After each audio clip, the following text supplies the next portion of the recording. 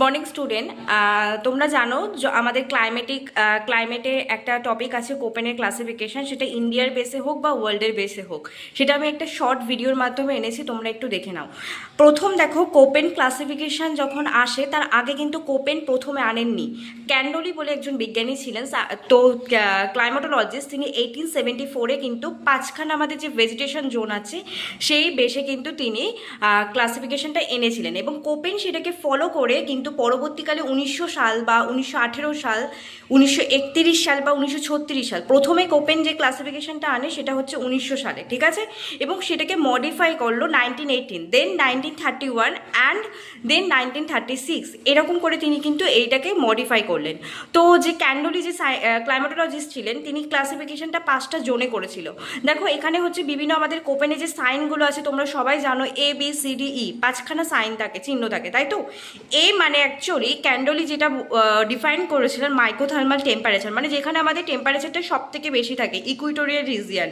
Next দেখো বিটে যেখানে আছে জেরোফাইট, জেরোফাইট মানে হচ্ছে যেখানে আমাদের বিশেষ করে ড্রাই রিজিয়ান, এবং সেই জায়গাটাকে জেরোফাইট বলে ডিফাইন করেছে। এবং সি রেফার্স মিনস মেসোফাইট, এখানে কিন্তু টেম্পারেচারটা মডারেট টাইপের থাকে, ওকে।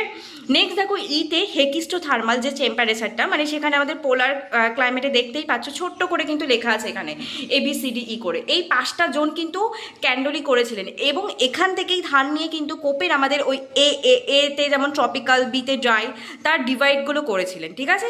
তো ক্যান্ডোলিতে তোমরা বুঝে নিলে। এইবারে কোপেন যে 1900 সালে যে ক্লাইমেটটা করেছিলেন, তো সেই বেশি আমরা একটু দেখবো। দেখো এ দিয়ে আমাদের ট্রপিক্যাল রিজিয়ন, আমি কিন্তু সবগুলো রাখিনি, তোমাদের জাস্ট রিভিশন করার জন্য একটা শর্টে রেখেছি, তোমাদের যাতে বুঝতে সুবিধা হয়।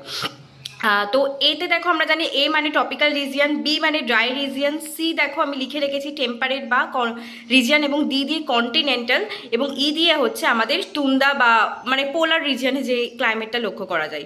তো প্রথম দেখো এতে যে ট্রপিক্যাল রিজিয়নে, তো এর ডিভাইডগুলো করেছে AF, AM, AW, AS। এগুলো তো তোমরা কি করে চিনবে, যখন এফ থাকবে তোমরা তখন বুঝে যাবে এফ মানে throughout the year rainfall হচ্ছে, তাহলে এ দিয়ে আমরা দেখতে পাচ্ছি ট্রপিক্যাল, এবং এফ দিয়ে হচ্ছে থ্রু আউট ইয়ার রেনফল, ওকে।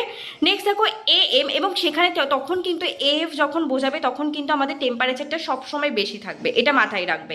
নেক্সট দেখো AM কি আছে, AM আছে হচ্ছে মনসুন ক্লাইমেট, এবং এখানে কিন্তু টেম্পারেচারটা মানে মনসুনে বুঝতেই পারছো এটা মনসুন ক্লাইমেট। নেক্সট দেখো ডাব্লু দিয়ে আমরা বলতে পারি এখানে উইন্টারটা ড্রাই হয়ে থাকে, তার মানে আমাদের রেনফলটা কখন হয়ে থাকে, আমাদের বিশেষ করে আমাদের সামারেই হয়ে থাকে।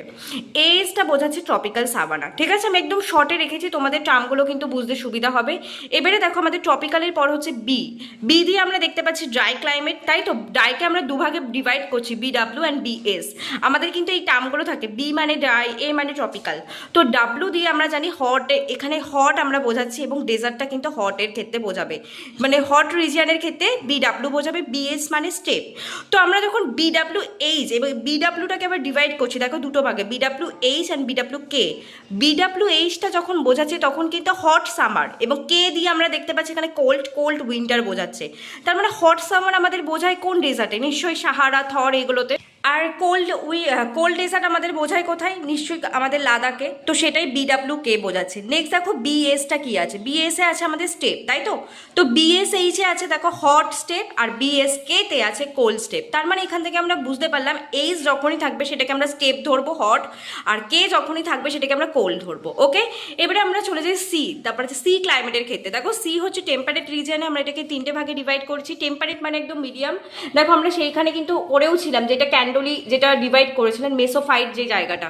তো সি দিয়ে হচ্ছে টেম্পারেট রিজিয়নে, তো CF বোঝাচ্ছে ইউরোপিয়ান ক্লাইমেটটাকে, CWটাকে চায়না ক্লাইমেট, এবং এটাকে কিন্তু মেডিটেরিয়ান ক্লাইমেট বোঝাচ্ছে।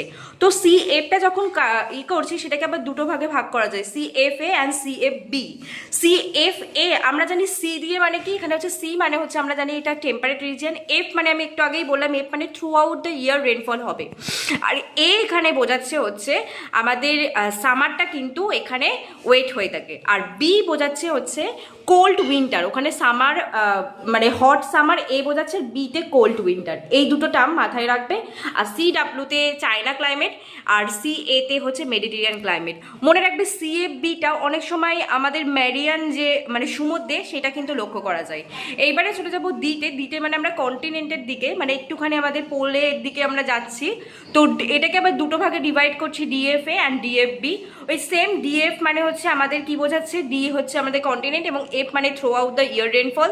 আর ওখানেও তাই, এ আর বি এর টার্মগুলো আমি যেটা বললাম সেটা দেখে রাখবে। এবারে হচ্ছে ই, ঠিক আছে। ইটা আমরা কি বোঝাচ্ছি, ইটা হচ্ছে একদম পোল রিজিয়ানে, যখন ইকে আমরা দুটো ভাগে ভাগ করবো, ইটি অ্যান্ড ইএফ। ইটি বোঝাচ্ছে টুন্ডা অ্যান্ড ইএফ বোঝাচ্ছে আইস ক্যাপ, মানে যেখানে সারা বছরই গ্রিনল্যান্ড, আইসল্যান্ড, সেগুলো কিন্তু ইএফে আমরা ডিনোট করব। ওকে, এটা আমাদের কোপেনের টোটাল ওয়ার্ল্ডের ক্লাসিফিকেশনটা চলে গেল। এবারে আমরা ইন্ডিয়ার ক্লাসিফিকেশনটা দেখবো ওই টার্মেই। দেখো একটা ইন্ডিয়ার ম্যাপ এঁকেছি, ম্যাপটা অতটা ভালো হয়নি, তোমরা একটু অ্যাডজাস্ট করে নিও। তো সেই অনুযায়ী দেখো আমাদের ওয়েস্টার্ন কোস্টে দেখো AMW লিখেছি, তাই তো। AMW আমি বলেই দিয়েছি, এ মানে ট্রপিক্যাল, এম মানে কি মনসুন ক্লাইমেট, ঠিক আছে, আর ডাব্লু মানে কি উইন্টার ড্রাই।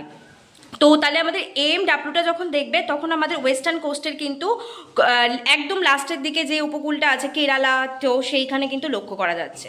ওকে, নেক্সট দেখো এএসটা কোথায় লক্ষ্য করা যাচ্ছে। এএসটা ঠিক করমণ্ডল কোস্টে তামিলনাড়ুতে লক্ষ্য করা যাচ্ছে। এ মানে ট্রপিক্যাল এবং এখানে এস মানে কিন্তু সাভানা বোঝাচ্ছে, মানে আমাদের মনসুনের থেকে একটু রেনফলটা কিন্তু কম হবে। এবং মনে রাখবে এখানে কিন্তু সামারটা ড্রাই, তার মানে উইন্টারে কিন্তু রেনফল হয়ে থাকে। কোথায় হয়ে থাকে, এএসএ। ওকে, নেক্সট দেখো কি আছে, BW HW and BS HW। B দিয়ে আমরা জানি হট ডেজার্টে বোঝাচ্ছে, তো BW HWতে আমাদের কি বোঝাচ্ছে, এখানে BW HW হচ্ছে অনলি রাজস্থানে লক্ষ্য করা যাবে এবং তার পাশে এটা আমরা হট ডেজার্ট বোঝাচ্ছি। আর BSW HWটা হচ্ছে আমাদের তার থেকে একটু কম, মানে একটু কম গরম, ঠিক আছে। BS HW মানে একটু পাঞ্জাবের এলাকা, একটু গুজরাটের এলাকায় লক্ষ্য করা যাচ্ছে। এইবারে চলে যাওয়া হচ্ছে AWতে, আর BSW HWটা আরেকটু কিন্তু সাউদার্ন পার্টেও লক্ষ্য করা যায়। AWটা দেখো পুরো পেনিনসুলার প্লেটুতে লক্ষ্য করা যাচ্ছে, তাই না। তো উইন্টার যেটাখানে ড্রাই থাকে সেখানে আমরা বলতেই পাচ্ছি পেনিনসুলার প্লেটু, তো সেই জায়গাটা AW ডিনোট করছে। আর তার উপরে আমাদের গঙ্গাত্মিক রিজিয়ান, যেখানে আমাদের গঙ্গা রিভার ফ্লো হয়েছে, CWG বোঝাচ্ছে, ঠিক আছে। সি মানে আমরা জানি একটু টেম্পারেট রিজিয়ান এবং টেম্পারেচারটা অতটাও গরম নয়, অতটাও ঠান্ডা নয়, মিডিয়াম থাকে।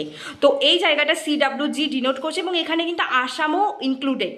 নেক্সট দেখো ই আছে কি, এবং ইকে আমরা আবার দুটো ভাগে ভাগ করছি ইন্ডিয়ার ম্যাপে, একটা ই একটা হচ্ছে ইটি। ইটি যেটা তুন্ড্রা ক্লাইমেট, সেখানে কিন্তু ইউকে, পাঞ্জাব এই জায়গাটা লক্ষ্য করা যাচ্ছে। আর ইটা যেটা লক্ষ্য করা যাচ্ছে সেটা একদম ওপরে জম্মু কাশ্মীর, লাদাখ ওই জায়গাটা। আর নর্থ ইস্টার্ন পার্টে DFC, সেই ক্লাইমেটটা লক্ষ্য করা যাচ্ছে। DFC মানে জানো তো কন্টিনেন্টের দিকে, কন্টিনেন্টালের যে আমি ওয়ার্ল্ডেরটা দেখালাম, তো DFCটা কিন্তু আমরা নর্থ ইস্টে দেখা যাচ্ছে।